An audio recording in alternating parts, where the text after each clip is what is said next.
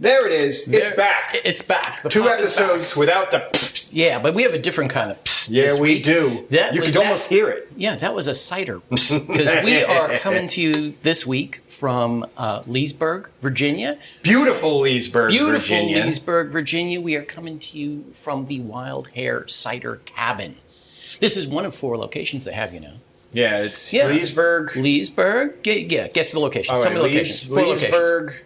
Berryville, which is where I think they make most of their cider. Isn't that right, Ben? That is correct. There's Ben. That's Ben, our bartender, our favorite bartender here. Fantastic cider purveyor. Yeah. And music aficionado. Damn. Who runs a tight ship here. Fantastic cider purveyor. He should be in tights and a fucking cape.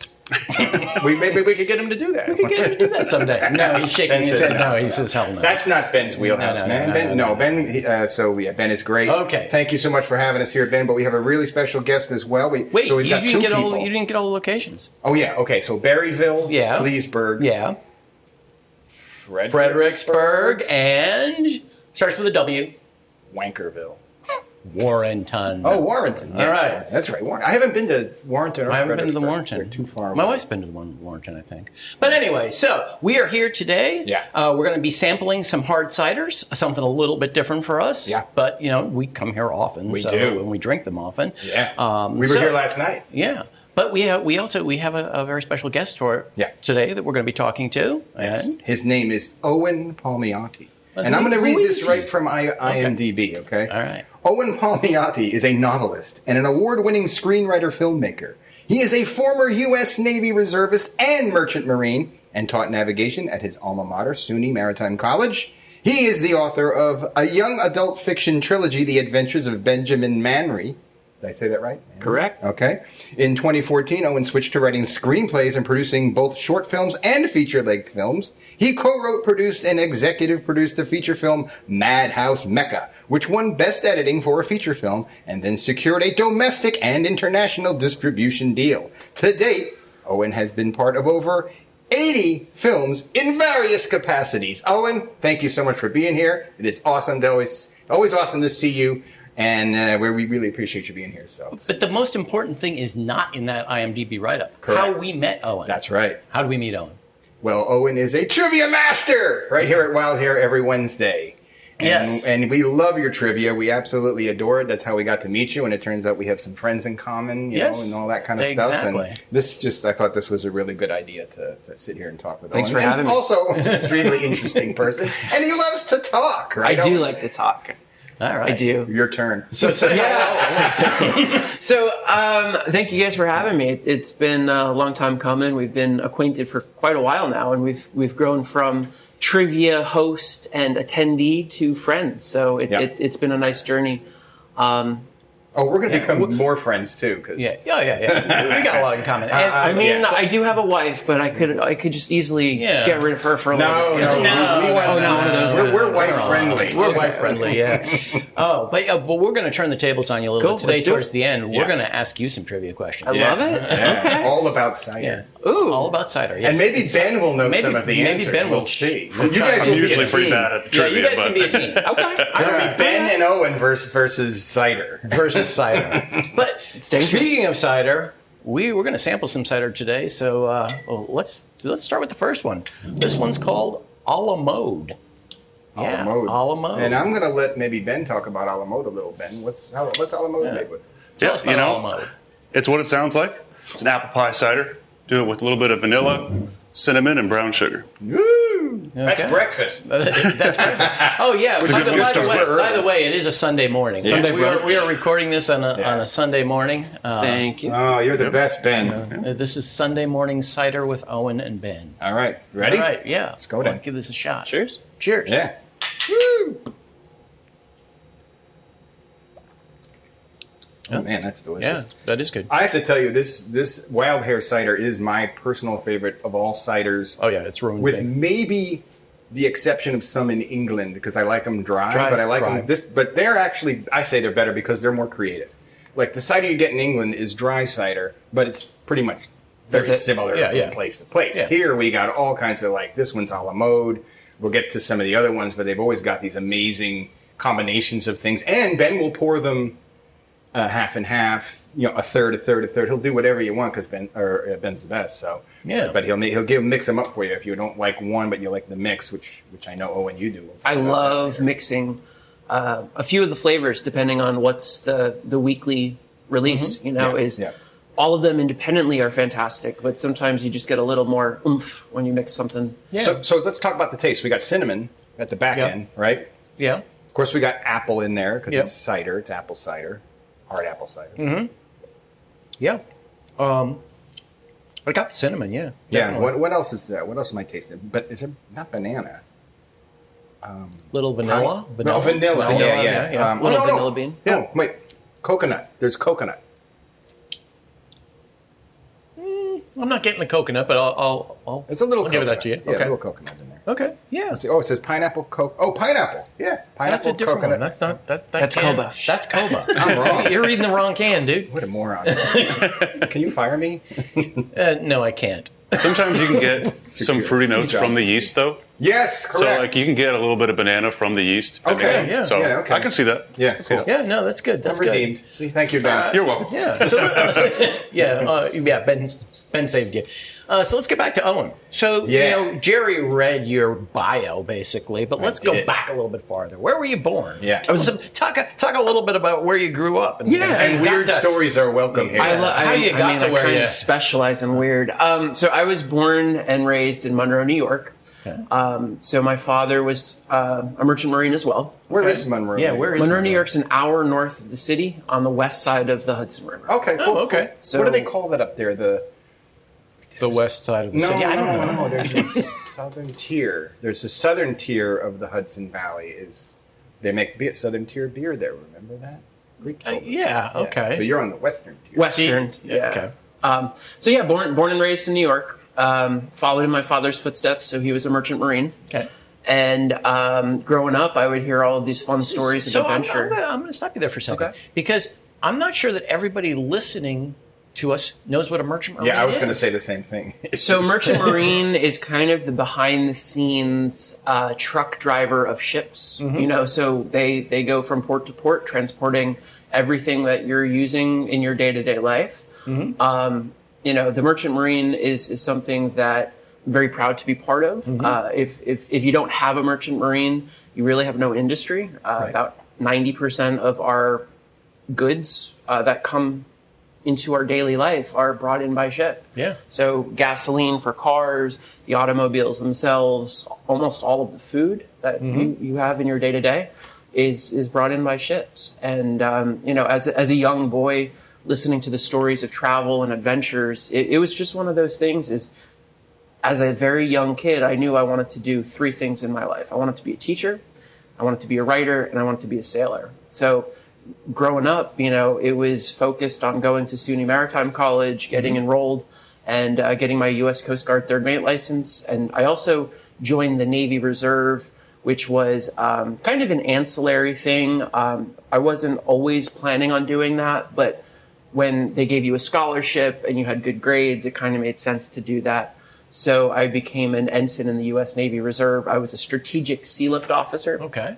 Ensign Owen. Ensign Owen, yeah. It almost sounded too good to be true when you say it out loud. It was one of those opportune situations. For me, I wanted to serve the country, and while I was already doing the merchant marine stuff, the strategic sea lift officer aspect was basically all of the underway replenishment with strike groups. So I was very good at coordinating all of the logistics, the time, the location, getting how many vessels and what cargo they needed. Yeah. So it was really just juggling quite a lot, and you're go.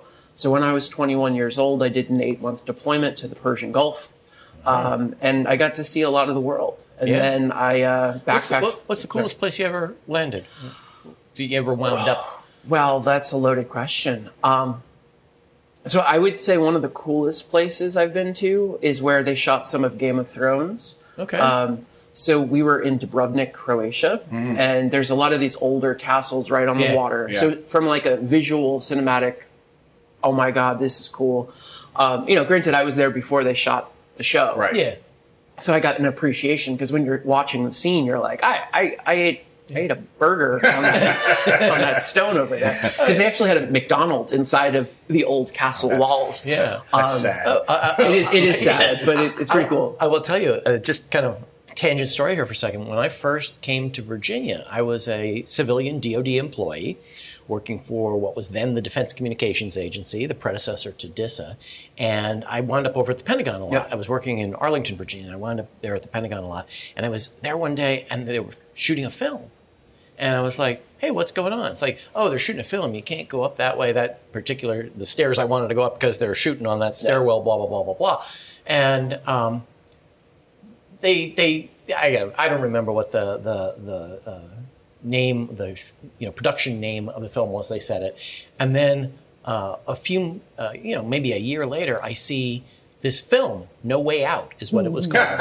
And there's a scene in the stairwell. funny. It's like, that's the stairwell I go up and down all the time, that they wouldn't let me go down that day. Yeah. So it is kind of cool. It's neat being involved in those productions, Yeah. and we'll obviously segue into that later. Yeah. But with my young childhood, impressionable, flexibility with what I wanted to do, it made more sense to do that young as a. I could have gone into teaching first, but at the end of the day, is you want to be on a ship when you're working 8 months out of the year, when you're traveling across the world, when you're young, when you're a single guy, not married. Yeah. So that was kind of the first few years of my life as a professional. It was being on ships. It was then segueing to becoming a teacher. So there was an opening at my alma mater, SUNY Maritime College, where the head professor had approached me, do you want to teach? And it was one of those things, I was a student teacher as a kid. So as a senior in college, I was teaching the freshmen.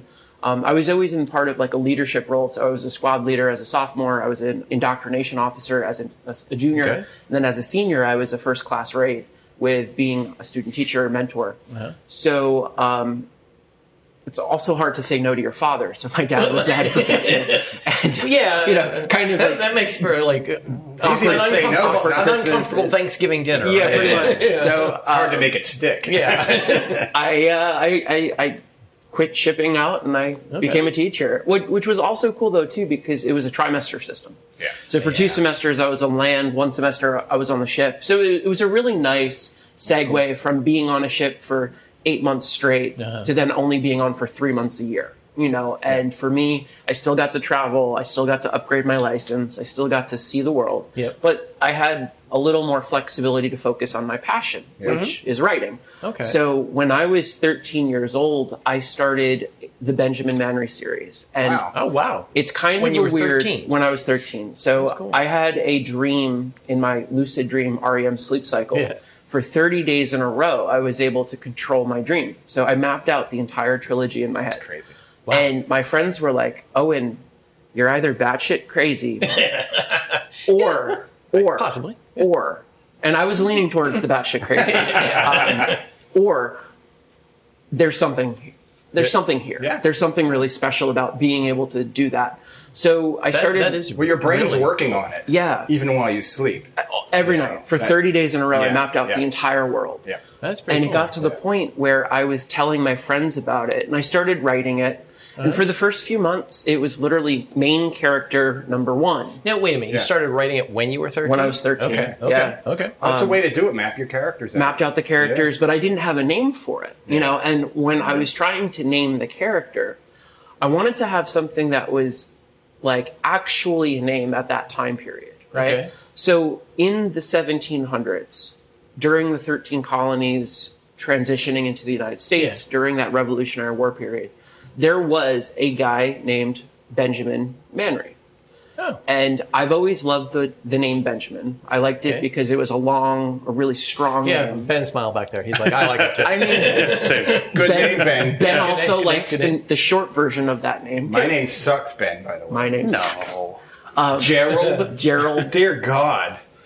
Gerald. You've had a couple president. Ugh. Yeah. Well, No. hey, while we're hearing about your I'll transition reset. Yeah, from don't merchant stop, marine don't to writer, author, and how you got there, I'm going to ask Ben to give us refill our glasses because we're empty. Yeah, something I want to do too. I just thought of this just now. Yeah. We met if you didn't know this, we met in kindergarten in 1960. I did not know that. So Yeah. our first episode is all about what the fuck happened. But yeah, in our you got to go kindergarten. back and listen to Oh, the you gotta first listen episode to of our Okay. podcast because it's all about how we met in kindergarten. And it's love some it. crazy ass shit. Yeah. Question for you is, Yeah. what do you remember from your kindergarten? So if any? from my kindergarten, I was a troublemaker as a kid. For whatever reason, I didn't listen. I can't imagine that. No, you? It was kind of funny. The batshit crazy kid. Batshit crazy kid. So I was severely dyslexic as a child. Okay. I had a learning disability. Still do, obviously. But I got over it by just pounding the pavement. You know, I would write. I would do. Thank you, Ben. You're welcome. You know, my own interpretation of a TV show that I was watching. Yeah. And, you know, my father and my mother pushed me to excel and overcome it. But like in that kindergarten, elementary school time period, I was very shy. I was very nervous talking to people because I thought everybody was going to make fun of me. But it got to the point where I realized that I do have that thing, you know, that people don't know what it is. And it was that dream. It was that writing. It was that creativity. Creativity, imagination. Imagination. Yeah. I mean, so I think one of my earliest moments was really just being able to think and, you know, sometimes you're just coloring in the lines on a school project. Yeah. But then you're also thinking like, what is that character that I'm creating going to do next? Yeah. You know, and I would literally write in my marble notebooks just different stories of like Sonic the Hedgehog, because that's what I was watching on TV, or G.I. Joes or whatever. Yeah. And it was really cool because like as a kid, most kids don't do that. They just go out and play. Yeah. You know, I would go out and play, but then I would also dream and create. When you went out and played, because we just, our last episode, our second to last episode, we talked about what we did as kids. Good old Did you- summertime. Did you do like a lot of like fantasy play, imagination kind of It was play? Cowboys and Indians. Yeah, it was, you know, space Cops and creatures. robbers, I mean, spaceships, my brother and I invented Yeah. a comic called Attack of the Banana Men from Mars. So like, it was stick figures with bananas and stuff. like but that. like, It's cool. It's kind of cool.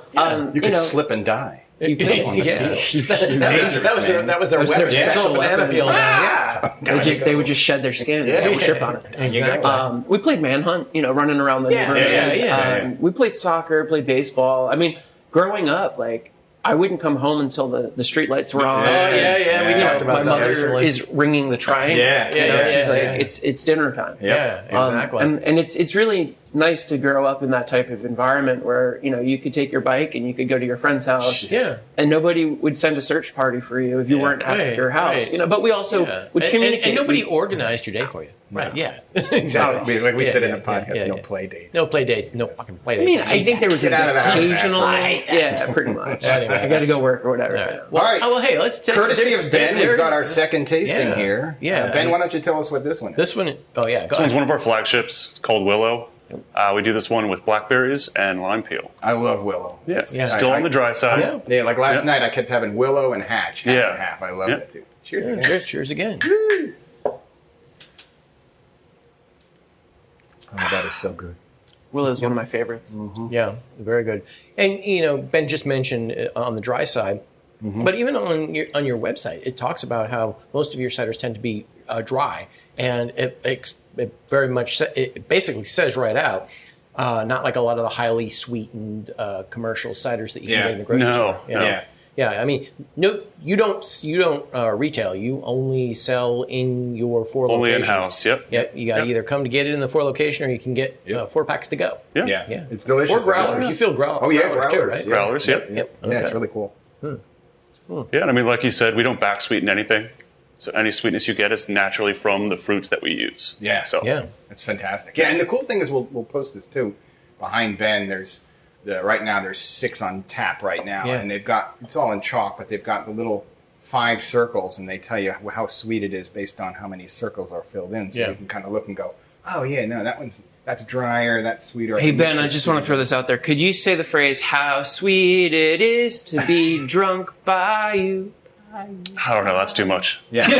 Look, Ben's, You did it better. Ben's great at making playlists for the cider. Oh, yeah. As a matter of fact, Yes, there's a Ben cider is into cabin music. mix. I don't know if he said There it. So is. when you're hanging here and there's no entertainment, unlike last night, which was fantastic Fantastic with David entertainment, Mark yeah. Smith, when you're hanging here and Ben's got control of the music. It is a chill, awesome, fun time because Ben's got great taste in music. Yes, as a matter of fact, we have tapped into his playlist. We have, yeah.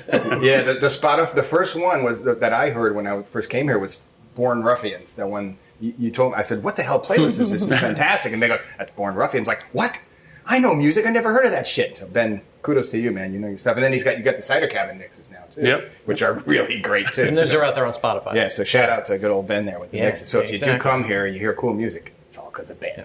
So let's get back to Owen. How did you kind of parlay this imagination and the early development of stories and writing as a teen, right, into becoming a novelist?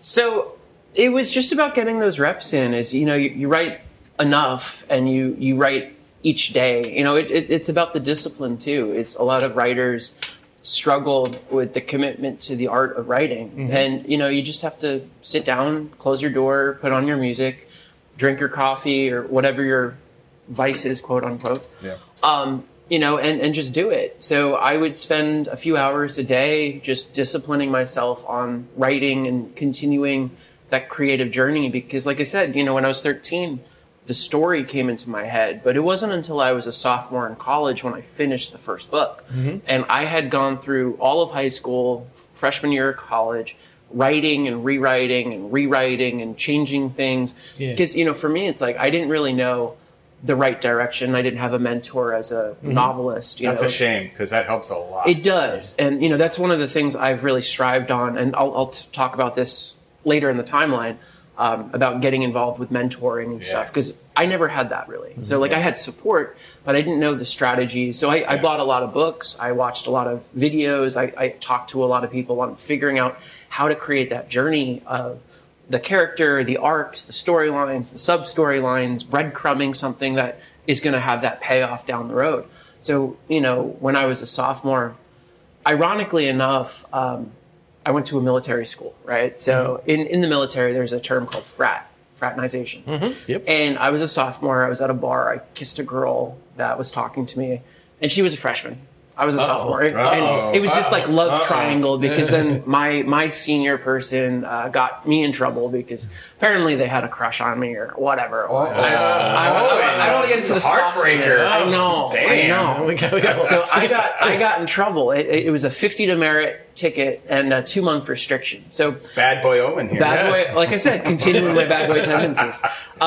So I got in trouble, and my penalty was staying on campus. So it was actually beneficial for me because I was in that last 100 meters of that race, where I could see the end of my story. And if I was continuing my conversations with my friends, going out to the clubs, doing my normal sophomore college thing, I would have not finished. I think I would have been distracted. So what it was really good about it was giving me that surrounding support system where every 6 hours I have to check in. So every 6 hours I was going to a different building, signing a piece of paper, going back to my I'm here. And I would just stay at the desk. I would write. So those 5 hours between, those 5 hours after, go to the gym, go to class or whatever. But I built a routine. And I think the big takeaway on basically what you were asking is making a routine.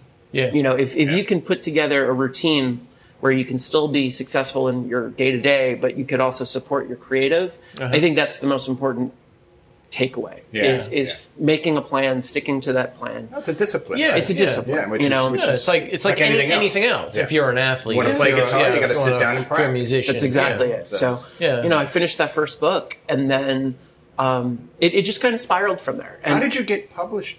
So I sent out query letter after query letter. I was trying to get traditionally published with a publishing agent or Penguin, whatever. Our friend Frank the Shank worked for Penguin. And I wish I knew that now. But it was. He's freelance now. I was 21 years old, and pirates, time travel, cursed treasures.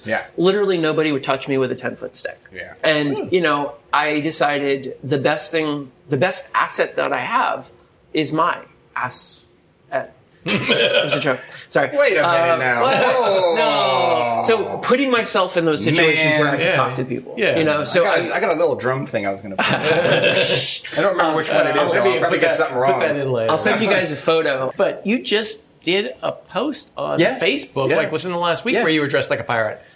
Yeah. Yeah. So as a young 20s Do you do that at home author, a lot? I do. Okay. Yeah, I'm into role play. Alright. I dress like a pirate. Oh. No, I'm just kidding. All right, we're going off in a weird direction. Now I know why- Role Cutting to playing. Yeah, all right. Now- Let's get back on Now I track know why here. he never brings his wife around. Yeah. She's ashamed of me. No, so I would dress like a pirate because it broke the tension. It's Yeah. like when you go to Yeah. a book signing, a lot of authors are wearing suit, a tie, Yeah. and they're very uncomfortable going up to someone who's browsing books and saying, "Hey, can I tell you about my books?" And Yeah. like I did a book event where this guy wrote a book about how a calendar is made. Yeah. About the math behind how a calendar is made. And his, I don't want to say like pickup line, but his like elevator pitch was, tell me your birthday and I'll tell you what day of the week you were born. Okay. And everybody was like, why would I care about that? yeah. But that's the reality. But it's a conversation starter. It's a conversation Yeah. starter. Yeah. My conversation starter was me dressed like a pirate. And my thought process was, if I can just be my natural self, someone who sees me is inherently going to say, why are you dressed up like a pirate? Yeah. And then I could say, because I'm here doing a book signing. Right. And they're like, oh, you wrote a book. I'm like, yes, I did. I would shave, I would look young and sharp and fresh, like Yeah. a third officer on an 18th century privateer, Okay. which the story's about. And, it was one of those, my starting points. I didn't have an agent, didn't have a publisher. I self-published my first book. Okay. And I just dressed up like a pirate. My very first book signing, I sold 40 copies in 4 hours. Which is a sale every 6 minutes. Yeah. And for me, it was one of those confidence boosters saying that I can do this. Because I wasn't sure at that time. Did you organize the whole book signing yourself at just a local bookstore? It was Borders. Borders. So okay. ironically enough, several people who interacted on that Facebook post were the managers or the staff of Borders Oh.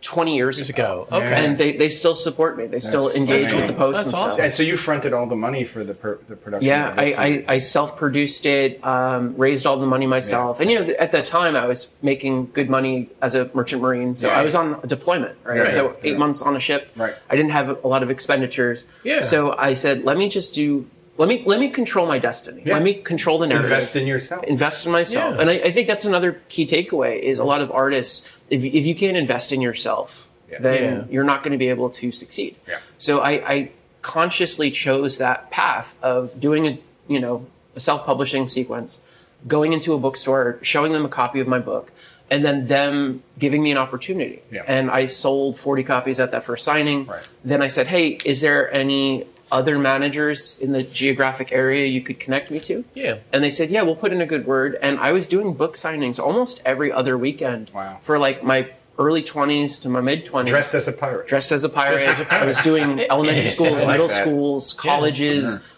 mom and pop bookstores, Borders, and Barnes and Noble. Did you talk like a pirate? I did. Arr, that's the boy. Arr, here's me book. You know what's really cool though, and actually I've got to talk about this for a moment because it's kind of inspiring.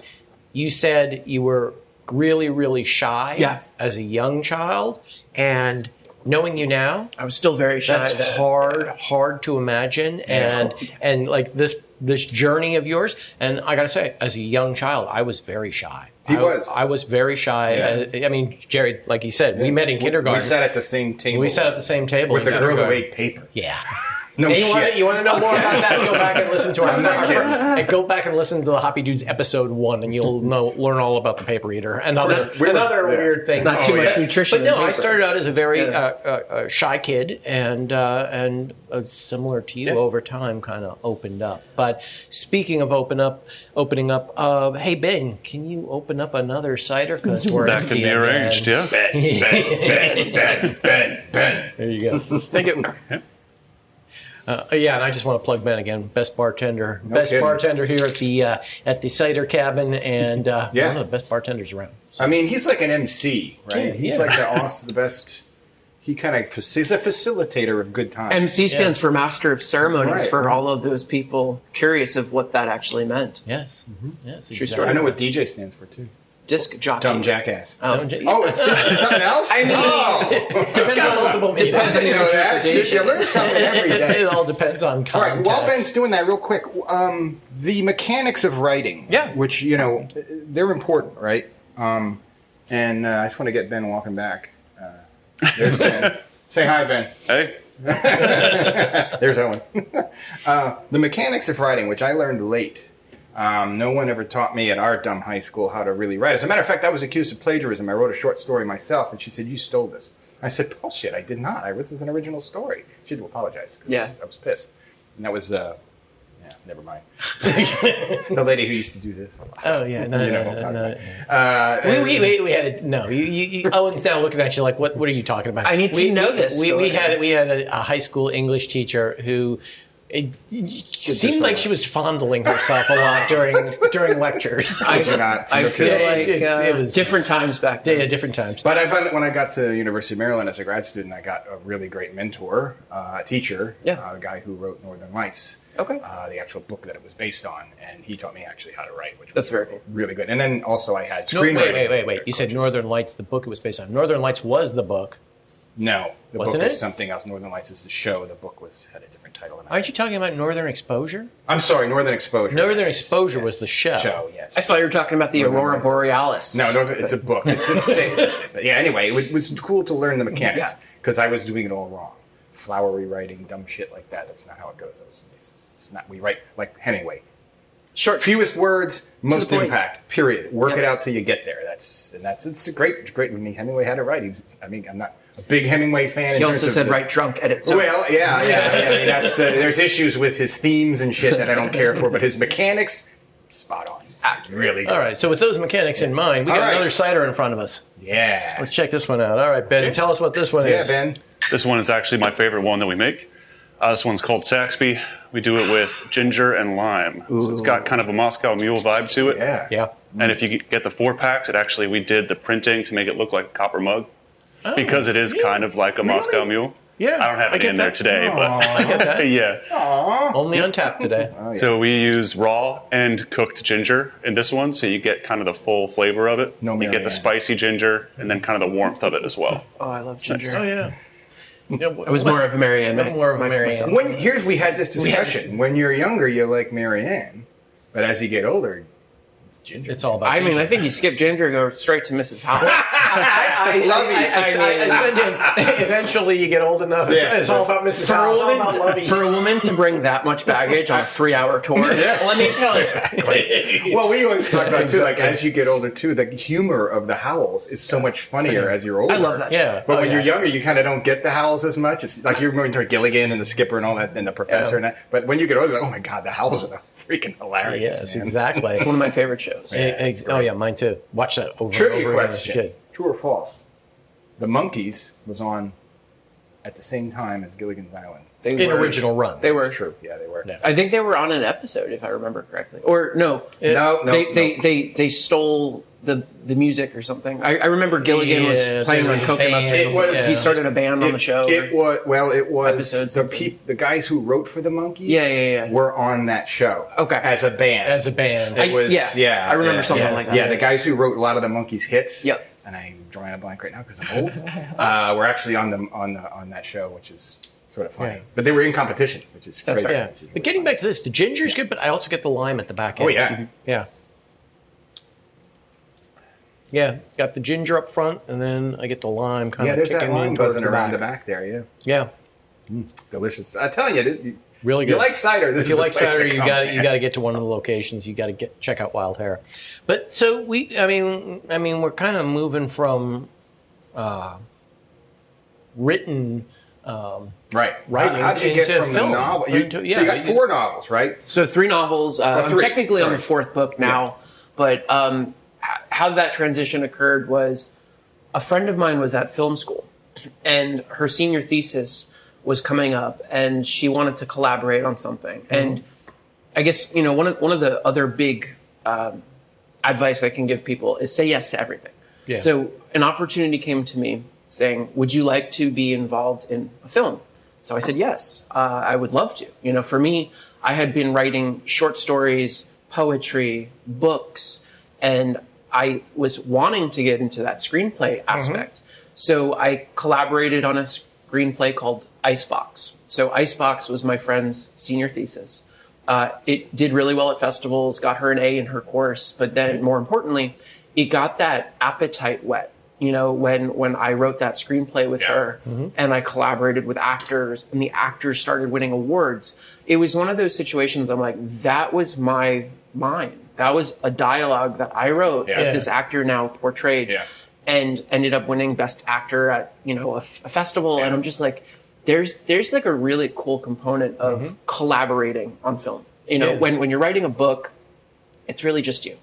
And what I loved about screenwriting and collaborating and then bringing it to screen is when you're on set watching the actors rehearsing the lines you wrote, there's something just really unreal about it. I probably can't capture it with words because there's really nothing that describes it more importantly. It's like any creator, when you find that right chorus or that right chord or that progression, and then you hit that with the lyrics and you hit that with the score and the music, like it all comes together. And basically I said yes to a short film and then it opened the floodgate. And I was at a party in Beverly Hills post an event, and the two actors that were in the movie asked like, hey, what else are you working on? And that's kind of when I pitched them Madhouse Mecca, which was a collaboration I had written with a buddy of mine. And we were just going back and forth by email. When I was on those ships, we were radio technician and then I was the officer. So the two of us were talking anytime we were doing like a report, what's our position? Where's the Navy at? We would then take 30 minutes and talk about creative stuff. So this is back in 2008 when the recession had hit. He was like in the film industry and was like, I can't live in LA right now. There's no job. So let me go to sea. And then him and I just collaborated. We wrote the screenplay, and then it kind of sat dormant for a few years. So while I was really pushing my books, I let that simmer, and then it got to the point where I said, what are we doing with that script? It's just sitting on a shelf. And it got to the point where I did a post, between being a college professor. So I was a 5.5-year college professor. I was a local author, pretty involved in the communities with the different book signings and events. How many books had you sold at this point? Do you know? So I don't have any accurate numbers with the reporting. I know for a fact I probably sold a couple thousand overall. So it's not like bestseller New York Times or anything like that. But I would sell between 20 and 40 at an event. And I did that for many years. I mean, online, my presence wasn't that known because I was self-published. The problem with algorithms on social media and stuff is it's really hard for a self-published author to really get any type of buzz. So you don't have the push behind I would sell more books by myself than my publisher would do because they didn't push it. So long story short, said yes to the short story, kind of built into this pipeline where feature film started off. And I did an all call. I basically posted on social media, like, who would support me in this effort of coming together with a feature film? Wow. Do I have any actors in my network? Do I have any, set designers? If you have a friend that's in the industry, please tag them.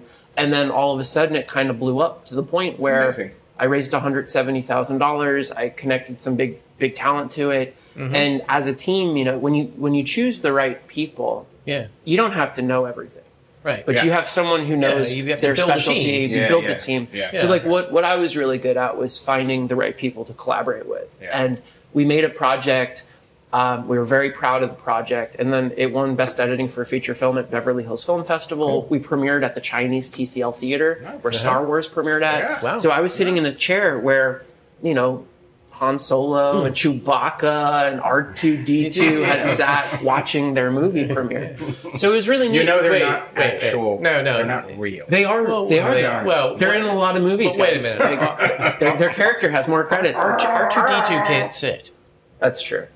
Yeah, he's always sitting. You're right. It depends on how you look at it. But there is a section of the theater for him. Oh, okay. Is he like a handicap? He has a special part. Reserved for robots? Actually, that would be pretty fun. No, reserved for non-humanoid robots. Oh, look at C-3PO. He's got a funky this to his walk. He would just stand in the corner. But he's a mess.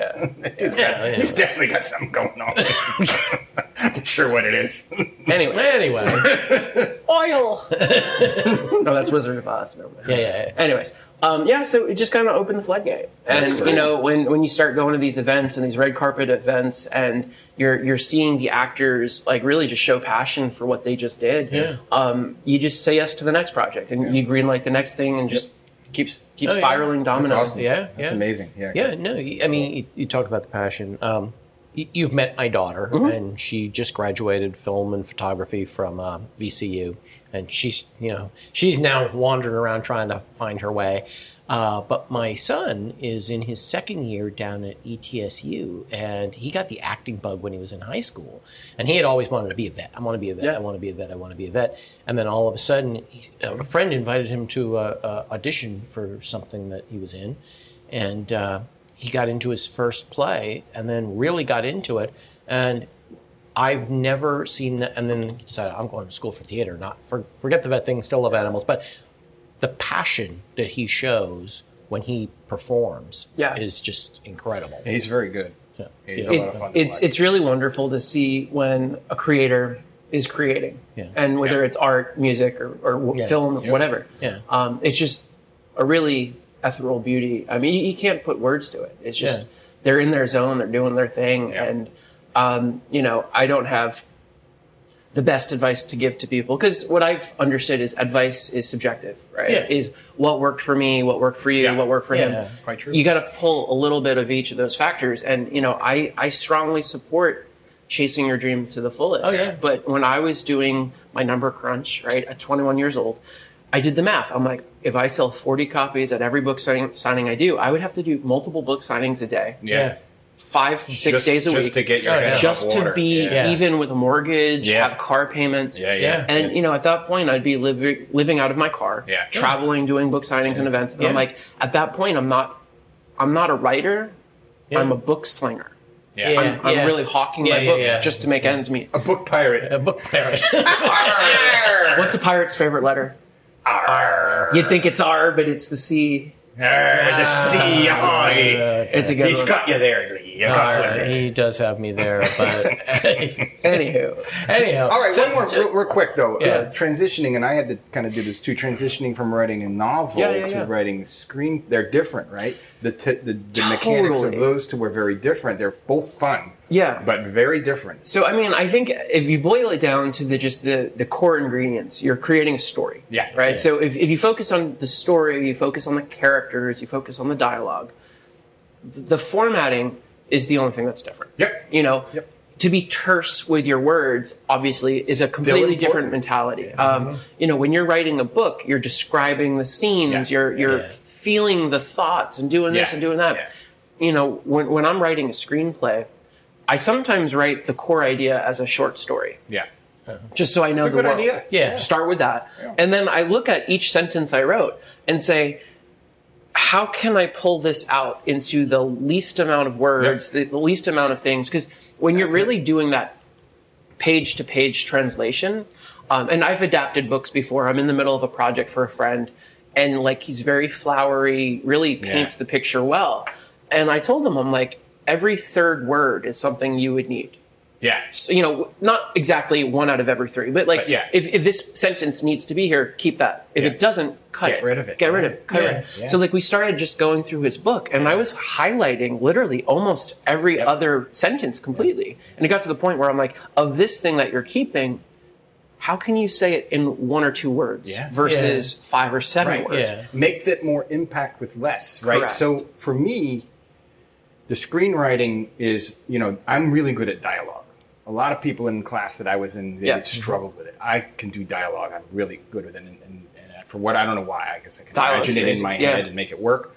And then you've got your descriptions, which are, you don't want to make too much out of descriptions, right? Because you want to let the director kind of figure out how he might want to do this. You don't want to lead them too far. You want to describe it, you want to do it, but you want to leave a little wiggle room And there. the writer's not directing either. Yeah. So you have to kind of keep less is more. You have to pare it down a little, leave a little wiggle room in there for some fun, which is cool. And again, the transition, I love writing screenplays. I think they're fun. Yep. More so than writing creative novels and short stories. I mean, I like writing short stories. Short stories are great because they have to be extremely tight. You have to come in as close to the end as possible. I've been involved in a bunch of these flash fiction pieces. Yeah. So it's an anthology of writers that are just doing flash fiction. That's cool. So under 1,000 words. Yeah. So trying to even create a story in under 1,000 words is crazy. So one of the most famous short stories ever is called Baby Shoes. Okay. So Baby Shoes and I forget the second sentence. It's basically never worn, something like that. Yeah. It's so powerful because you're literally saying something that you can say in 5 seconds or less. Yeah. And it's a whole story.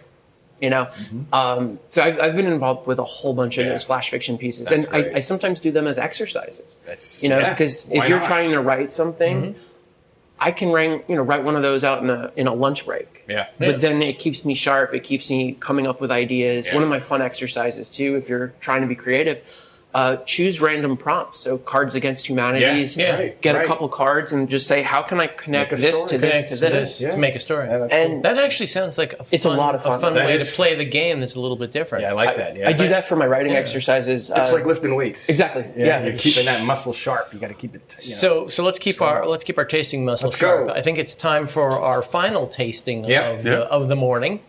Yep. And here comes Ben, man. He's, Thank you, Ben. He's on it. Thank you, Ben. Gotcha. Yeah, and then we've got a little quiz. We've got a little quiz. quiz. That'll be So actually, while Ben's getting that together, let's talk a little bit about how you got into being the trivia master. Yeah. Yeah. So I'm one of the OG club members at Wild Hair. So my wife and I moved into town pretty much a little after Wild Hair Leesburg was open. And What year was that, Ben? Do you remember? Was it 2014? It's like 7, 8 years ago. Yeah. Okay. Yeah, it's like 2014, right when we were moving into I the can't math. area. And, we just hit it off, and Ben was very fun to talk to, and we just kind of hit it off as friends. Thank you, Ben. And it got to the point where we were talking about ideas of like, hey, you should do trivia one night. And he's like, but who would host it? And then everybody looked at Owen. And I'm like, I could host it. I could talk to people. I could do this. I could do Why this. not? What started out as once a month became twice a month, and then it got popular. So then it was every week, Yeah. and then for the last five or so years, Yeah. we've been doing it every Wednesday, 6:30 to 8:30, and I love it. I come up with the questions. I make it difficult / easy / medium. Yeah. Guy girl Yeah. questions. Yeah, it's all good. Old Yeah, young. it's Yeah. good. It's really good. is It does mix it and up. it's every Wednesday night. every Wednesday. And it's here at the Cider Cabin. Leesburg. location Cider in Cabin, Leesburg. Yeah. Correct. All right. So this last one is All right. my favorite cider here Yeah. at Wild Cheers. Hair, Fireball. So Ben, Firebelly. Tell us Firebelly. Firebelly. It's funny, Fireball. like 50, My favorite, 50% of you can't even know people the It's call my it Fireball. favorite. It's but my I don't favorite. know the I don't name. know the name of it. No. People call it Firefly. They just read the first word and then send it. Fire something. So tell us about this one. This one's spicy. This one's got a bit of a kick to it. Yeah, it's a little polarizing, but we do it with mango and habanero. Yeah. So you get that kind of floral pepper taste to it. Mm-hmm. Little spicy, but it's nice. You got to be into spice You got, to like this one. I am into spice, so this for me is perfect. Yeah. Here, let me show you the Wild Hair logo. There you go. Check that out. Yeah. So I've invented a drink. It's half Firebelly and half Coba. There you go. So I drank a little bit of my Firebelly, and then I mix in some Coba. And what's nice about this is the flavor palettes come together so well that this is one of the most refreshing drinks you'll ever have. All right. Now you got me. Now I got to try this. Yeah, now I'm going to have to try this too. Oh, yeah. All right, give me some of that. Give me that. We've gone into a cider No, frenzy. yeah. The Coba's the pineapple, coconut, and Amarillo hops. Yeah. It's a little bit sweeter, which helps cut that heat, but the tropical fruits blend well with the it's so mango. good. Yeah. It does. Oh, that's good. I Yeah. could do a whole episode just on Firebelly Coba. Firebelly Cola. That takes down the heat for me. I have Yeah. stomach issues, so Yeah. this is not one of my favorite. I mean, the flavor is great. Yeah.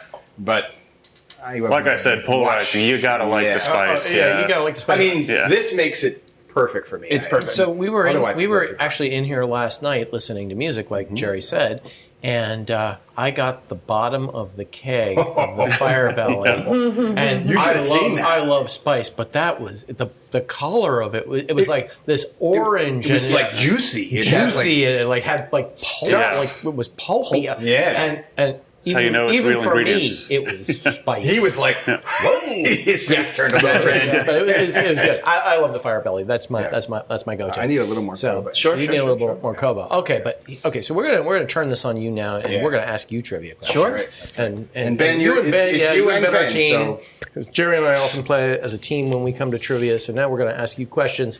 5 questions about cider. yep. And these are multiple choice.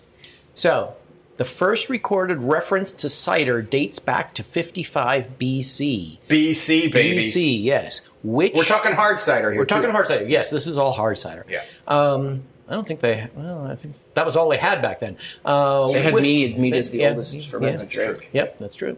Which people were first recorded to have made cider? Your choices are A, the Normans, B, the Celts, C, the Romans, or D, the Scandinavians. I want to go with Romans. You're going with Romans? I'd probably second that. Romans. Wrong. It's the Celts. Celts. But Celts. here's how the Romans Pretty play. much Romans. Scotland, we're making cider. You're gonna love it. Here's how the Romans play in. When the Romans basically, as they were taking over the world, the known world at the time, they found the Celts making cider in 55 BC, and they're the ones that documented it. Yeah. And then they liked it, Distributed so it. they spread it throughout the Roman Empire, Yeah. which basically spread it throughout Europe. Very So so the Romans were involved, but the Celts were out ahead of them. Question number 2. What fruit was used in the first recorded making of cider by the Celts? Was it A, apples, B, peaches, C, apricots, or D, crab apples? I want to say apricots. We'll go D, crab apples.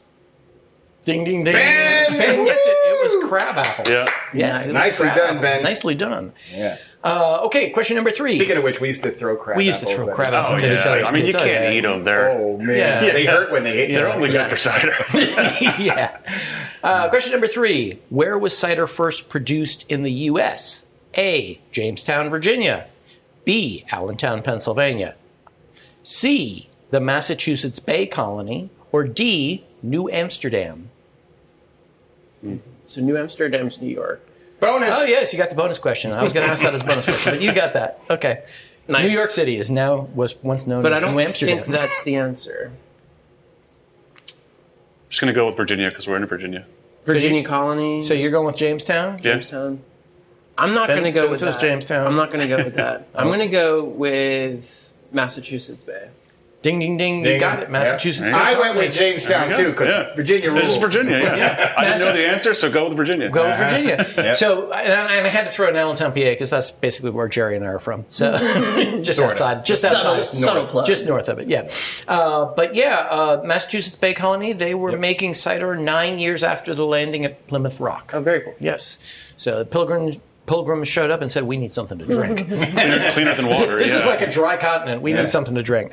And you couldn't drink the water, so this was better. All right, question number 4. Which of the following was a contributing factor to the late 1800s decline of cider as the leading alcoholic beverage consumed in the U.S.?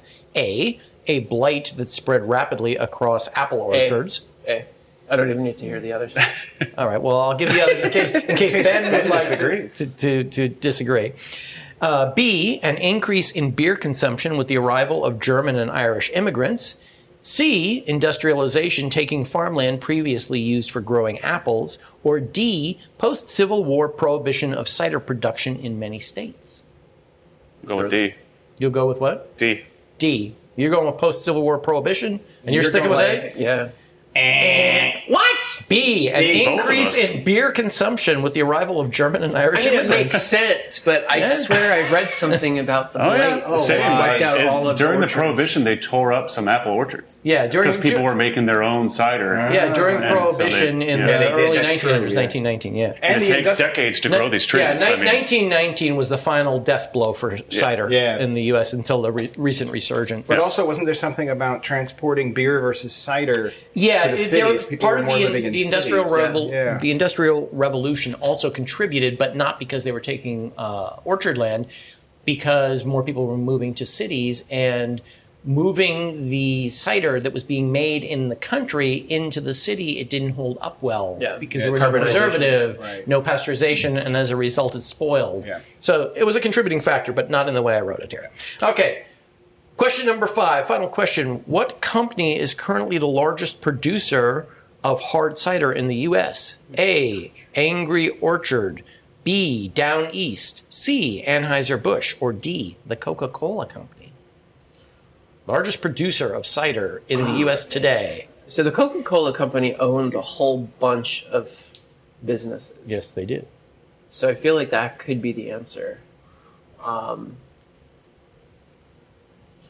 don't think Down East is as big.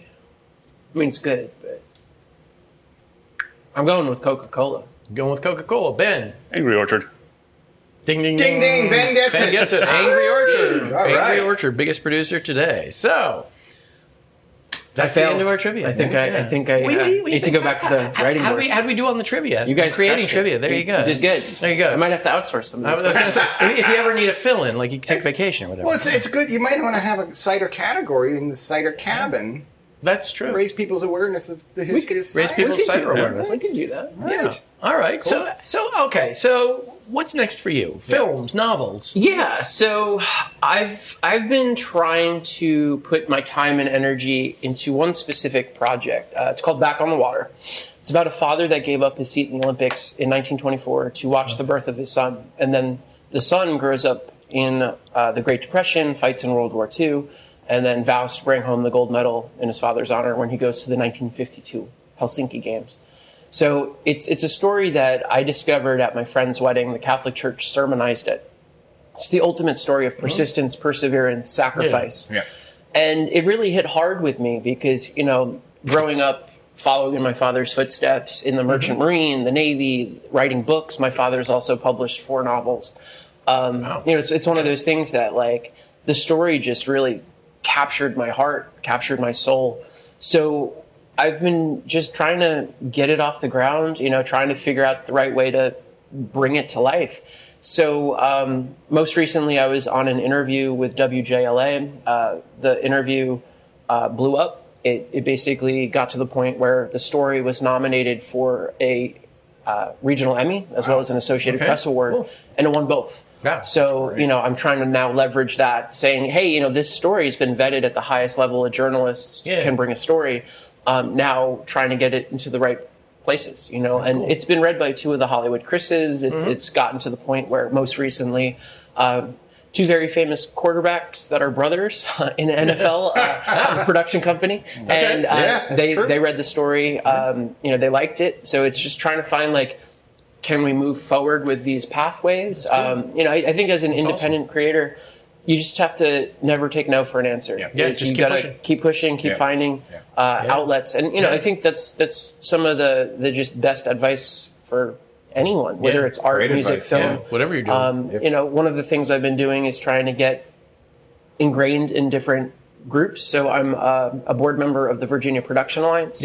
I'm the vice president of the Loudoun Arts Council. So I'm trying to get as much support for creatives as I can in our community. Pounding the pavement. It's just supporting other people, giving people resources, giving people access to knowledge, and Okay. Pretty much it. That's awesome. Doing good work there, buddy. Yeah, absolutely. Definitely impressive. So, let's wrap it up before this place we got to opens. wrap it up before this place opens because they're going to open in like 4 minutes.